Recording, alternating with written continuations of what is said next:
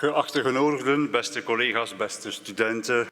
Dear invitees, dear colleagues, dear students, dear friends of Ghent University, hello, you Ghentians.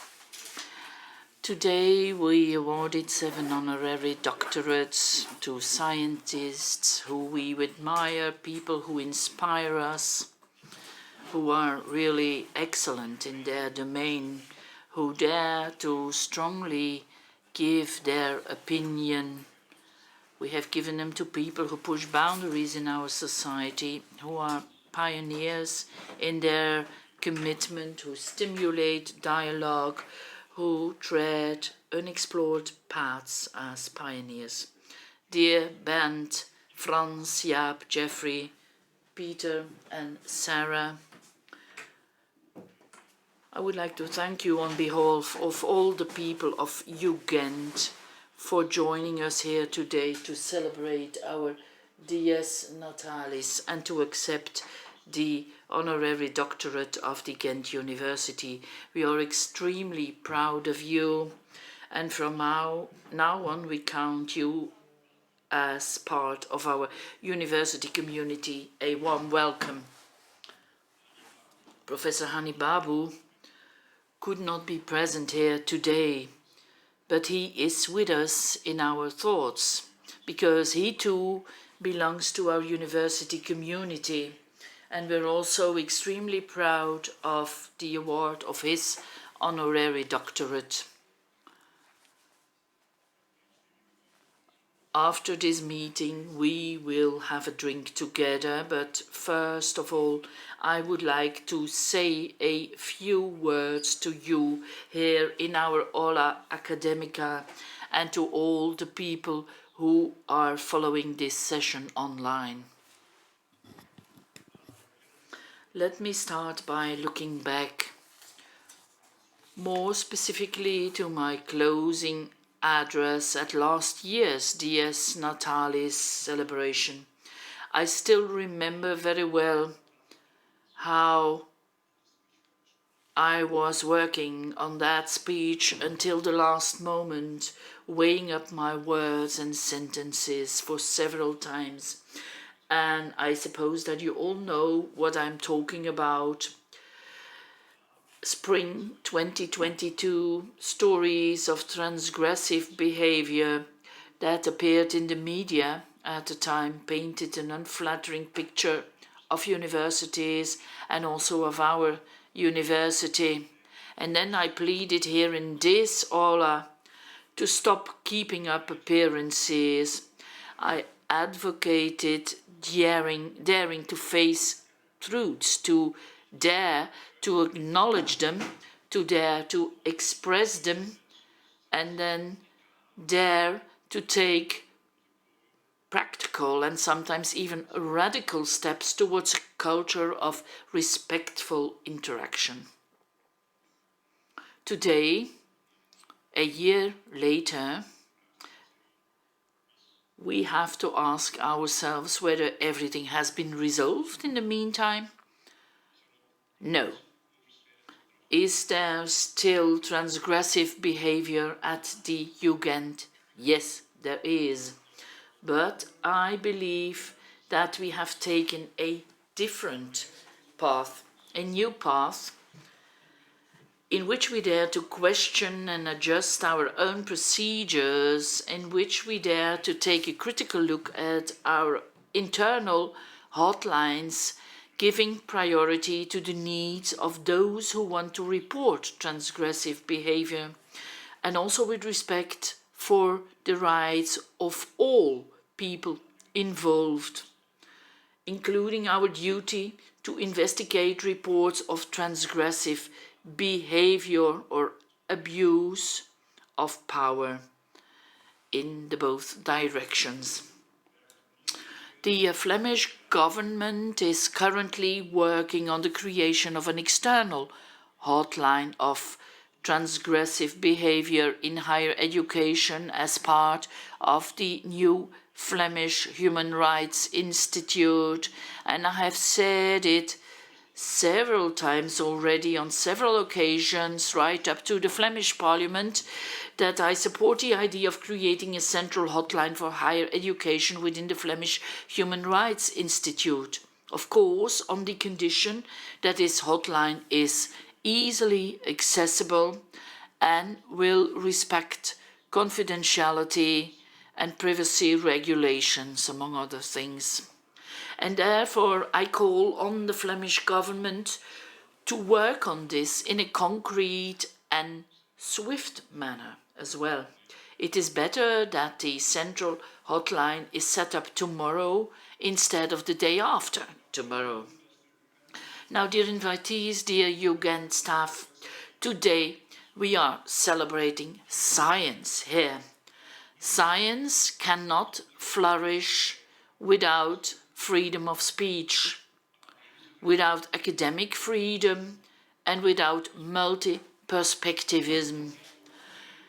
For us, these are not mere theoretical concepts or just principles that are only useful in policy documents or other documents. No, they are actually the core of who and what we are. Moreover, freedom of speech, academic freedom, and multi-perspectivism apply to all Jugend people, regardless of their role, their rank, or position.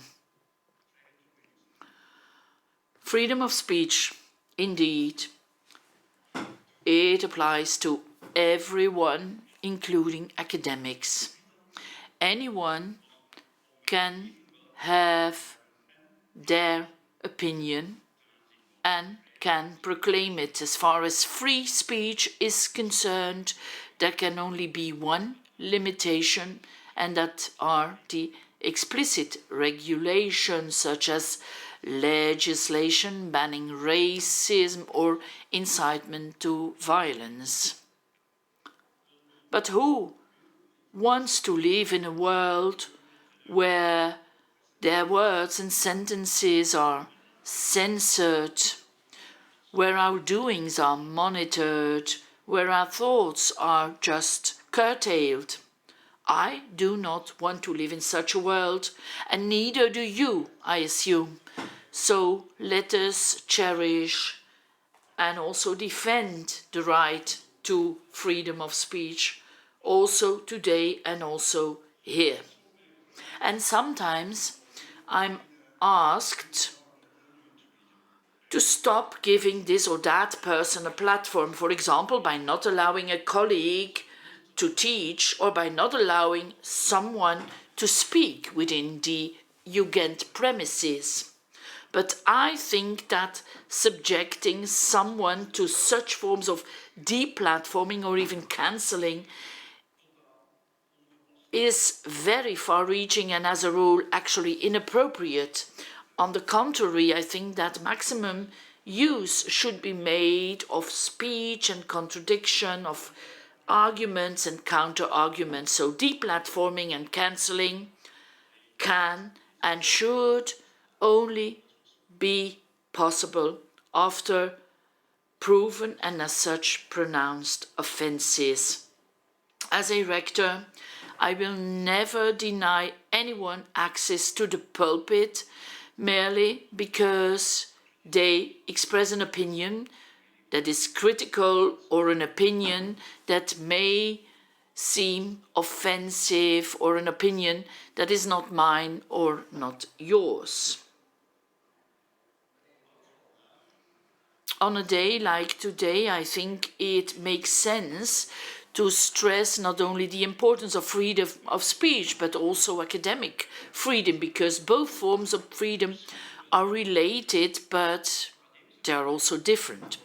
Academic freedom implies that academics are allowed to conduct research on any subject, and in their capacity as researchers or academics should get maximum freedom to communicate about their research and express their opinions on it. For instance, negationism is prohibited by law in our country, but researching the meaning of this prohibition or explicitly questioning it is allowed for academics. So academic freedom means that, in particular, governments, including academic authorities, cannot prohibit academics from doing research on topic X or Y and from communicating about it. But when academics are speaking, then their thoughts and their speech must pass the scientific test. So academics test their ideas against the ideas of others. Ideas must be questioned. Academics pursue not only the confirmation of their ideas but also their falsification. They tolerate contradiction, both in the privacy of the academic space and in public fora, even when that contradiction is unwelcome, no matter who is expressing the contradiction. Now, academic freedom also means that nobody can be forced to do research on topic X or Y. That is an aspect of academic freedom of which the importance is too often underestimated. Now, is academic freedom unlimited? No. Just like free speech is not unlimited, neither is academic freedom. Academics should pursue the basic principles of scientific integrity. For academics connected to the Ghent University, these are the principles laid down in the so-called ALEA Code. And the basic principles are reliability, honesty, respect, and responsibility. Reliability, honesty, respect, and responsibility. These are concepts that matter at the Ghent University. And then, what about the things that can or cannot be told during lectures? Well, here too, the lecturers at our university should be granted maximum freedom and in that get that freedom as long as their teaching is based on scientific research, on a scientifically sound approach and on multi-perspectivism.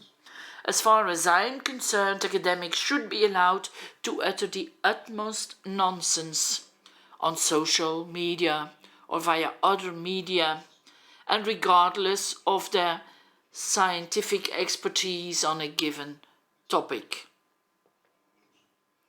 That is actually part of their freedom of expression, just as it is part of the freedom and actually the mission of others to answer them if necessary.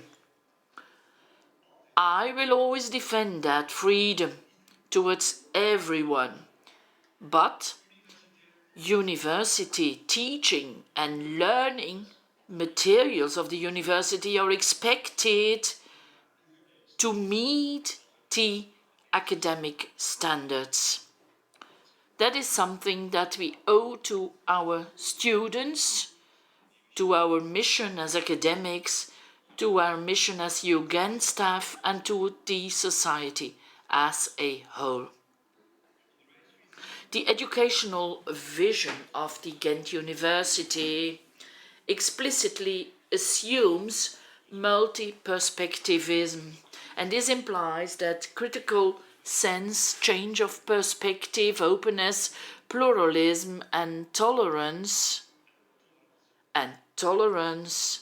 towards divergent viewpoints have a central place in our educational practice. The Ghent University trains its students to be people who can think outside the box, who can approach complex problems with fresh eyes and can work in a solution-oriented way. There is no room for a pensée unique at the Ghent. Now, dear guests, we have almost come to the end of this session, but you will certainly understand that there is another topic that I would like to talk about. As many of you know, within a few days, the Board of Governors of our university will define a number of contours with regard to the way in which the Ghent University can carry out its core tasks of education, research and service in the future, and this within a financially feasible framework.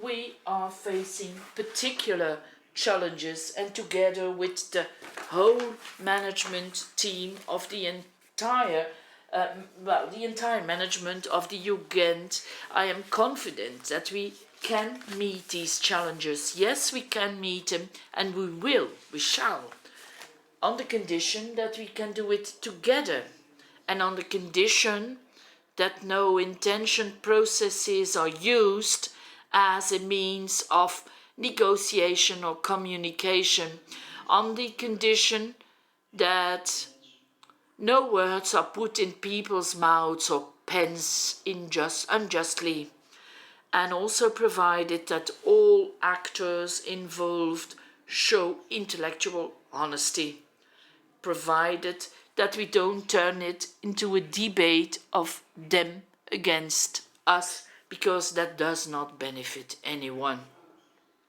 Now, a focus on implementing and supporting our core tasks of teaching, research and service, that is actually what we want to do with faculties and redesigned management boards, joining hands and recognizing each other's added value.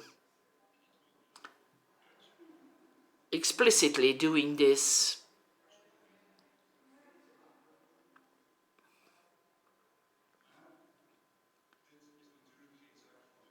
Now, this is not a matter of the Ghent University alone.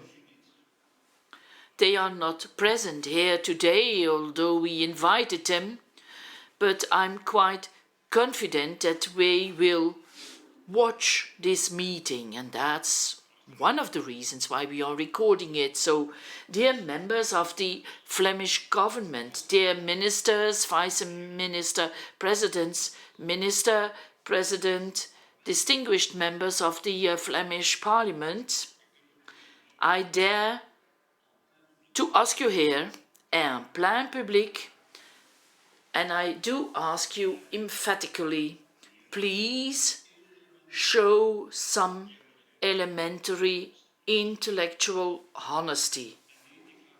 And I will not hide my thoughts here. And yes, you have heard what I said. I'm asking you to show some elemental, fundamental intellectual honesty, and to do what you have promised to do, and to do what you are talking about. You have to walk the talk, and to do what you believe or what you promise to do. So, dear members of the Flemish government, I think that for many years you have not respected some of the funding mechanisms laid down by decree. Besides specific cuts and delays in growth paths, the almost systematic under-indexation of the budgets and skipping of the so-called cliques have had a recurrent and cumulative negative effect on the revenues that the Ghent University and the other Flemish universities and university colleges are plainly entitled to. And this has led to a decline in the basic funding. The basic funding per student has declined over the past 15 years by 20%. Or to put it differently, when the decree would have been applied, implemented, then the Ghent would have received 80 million euros more basic funding annually than it does now. Please think about that figure. 80 million euros more year after year. Last year, this year, and next year again. 80 million euros. This is shocking and unacceptable for a region like Flanders, where the creation of wealth and of well-being is largely based, as we all know, on quality higher education. It's not only based on the quality of higher education, but it is partly founded on that, and that is something that we do or try to achieve every day. And it is absolutely clear that the current situation is absolutely unacceptable and unsustainable. Now, Minister Wijts of Education and his colleagues in the Flemish government can be assured that we will continue insisting on this. I will certainly do this. It's not possible to promote Flanders as a knowledge region and proudly display the fruits of the Flemish knowledge economy, but at the same time neglect the breeding ground for that knowledge economy. What is this actually? It comes down, I think, to unwillingness, or is it negligence, ignorance, indifference, hypocrisy, or is it fear of telling the universities and colleges an inconvenient truth? A message like, dear universities and colleges, dear staff and students, the money that the Flemish government still has available will be spent on something else.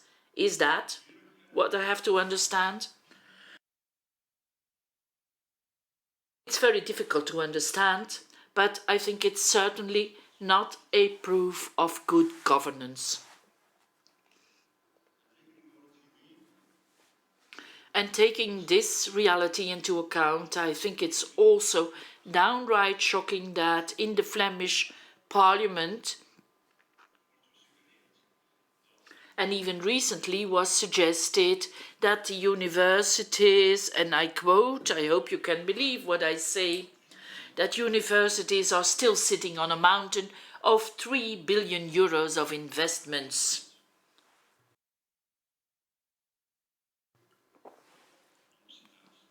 Some people in the Flemish Parliament do believe this. I give you another quote. Surely that's a solid financial reserve and it is increasing every year. End of the quote. It was recently asserted firmly in the Flemish Parliament. Not on the street, but in the Parliament. Not here in the city, in the Watersportbaan or St. Pietersplein. No, not at a pub, but in the Flemish Parliament.